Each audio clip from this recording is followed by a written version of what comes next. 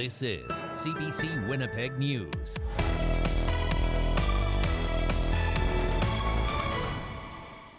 Good evening. Thank you for joining us tonight. The union representing Winnipeg transit workers is pleading for help to improve bus safety. The Amalgamated Transit Union has sent letters to the mayor and the premier. It says assaults against bus drivers are at an all-time high and passengers are also facing violent attacks. Emily Brass has more. Bus riders are feeling uneasy after a series of unsettling assaults. It makes me feel very unsafe.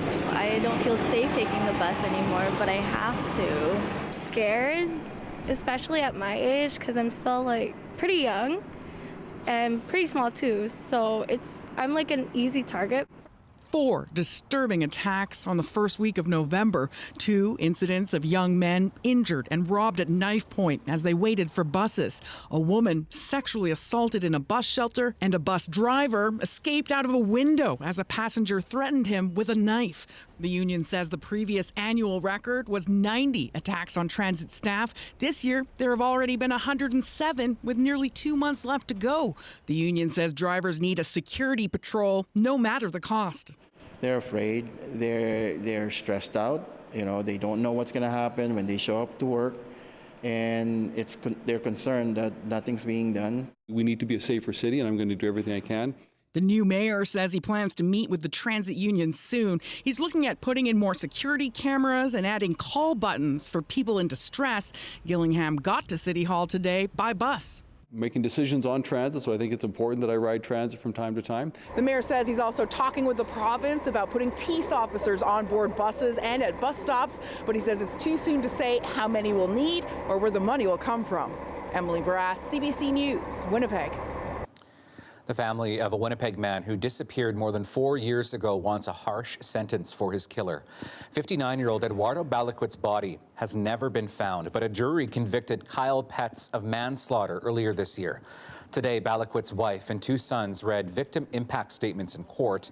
Balaquit's son Edward says the family is living a nightmare that no amount of prison can heal. To me, it's not enough. Afterwards, he's free to do whatever he wants and live his life again, where my dad no longer has a life.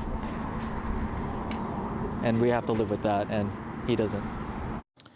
The Crown wants a sentence of 18 years in prison. The defense is asking for 8 to 10 years. The judge has reserved her decision.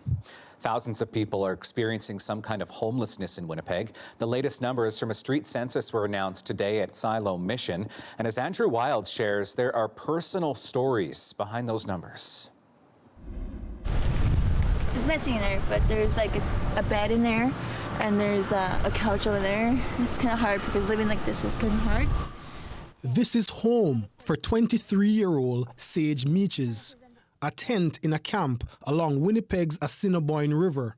It's her living room, her fireplace, where she sits to read. Living this way, I don't think anyone should be living this way. It's not right. Last winter was her first one outside. Winnipeg got record levels of snow. Still, Meaches says her greatest challenge is finding someone to encourage her to keep going. Having the courage, the need, the motivation of support, trying to find someone that's going to help you build you up again, someone that's going to help you get out there and be support with you like a companion. That's the hardest thing. The latest Winnipeg street census estimates there are thousands of people experiencing homelessness in Winnipeg. Over a 24-hour period, volunteers searched the city to find homeless people. They spoke with more than 1,200. But researchers say that number is just the tip of the iceberg. We know that of the roughly 1,250 people captured, that means that there's 3,000 people that we didn't hear their story, and we don't understand why they came into experiencing homelessness. Meaches says she isn't giving up. It's been my whole entire lifetime. I had the worst life ever, but you know what? The best quotation is you have to go through the worst to get to the best. So I'm still making my way there to the goal, so I ain't gonna stop. She wants the government to think of better ways to help people like her. Andrew Wiles, CBC News, Winnipeg. Residential school survivors call it a permanent legacy to what they endured. Ottawa announced $28.5 million today for a national residential school student death register and cemetery register. A sod turning was held today at the future site of the National Centre for Truth and Reconciliation on the University of Manitoba campus. The new money announced will cover the costs of collecting residential school records and supporting efforts to find unmarked burial sites. Eugene Arcand is a residential school survivor. He says this new funding validates the need for the centre's work. There's no place like this. There's no place that holds the collections we have of the true history of the torment many survived and experienced. Canada's darkest secret has been with us for too long. Ottawa has already committed to building an international learning centre in Winnipeg. The Canadian Elite Basketball League says it is expanding to Winnipeg for the 2023 season.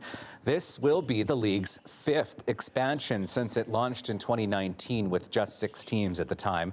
Now that is big news for groups like the Philippine Basketball Association in Winnipeg. It has been working to expand the game's reach in the city, a game that is huge in the Philippines.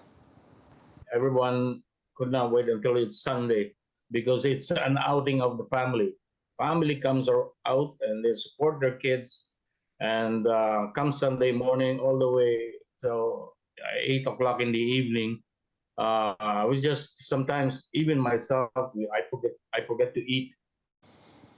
The league says Winnipeg's name and logo will be announced at a later date. It brings the CEBL up to 11 teams. Iconic Winnipeg artist Ivan Eyre has died. He is considered one of Canada's most significant artists of the 20th century. Eyre painted many of the landscapes of the prairies and also created the sculptures outside of the Winnipeg Art Gallery. Eyre was 87. All right, here is a look outside tonight. Meteorologist John Sauder has been watching a system that could bring accumulating snow to parts of southern Manitoba. We will have the details when we come back.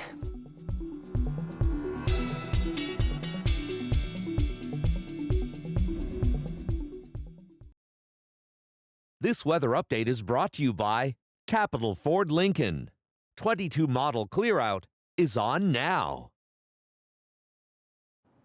Well, all through this week, I've been talking about a Colorado low moving through North Dakota and northern Minnesota on Thursday. Here are some more details.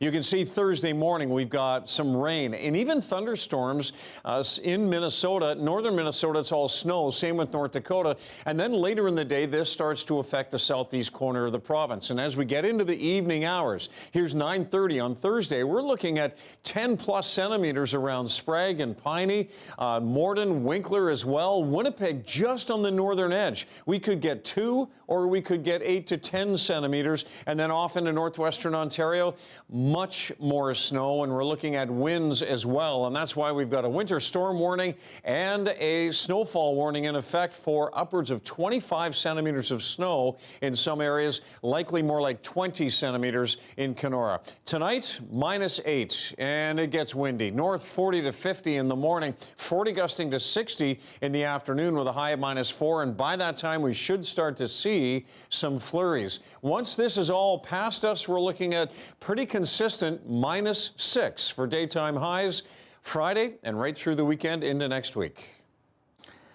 Thank you, John. That is your late news for this Wednesday. Thank you for being with us tonight. We will see you tomorrow again at 6 and 11. Have a great evening.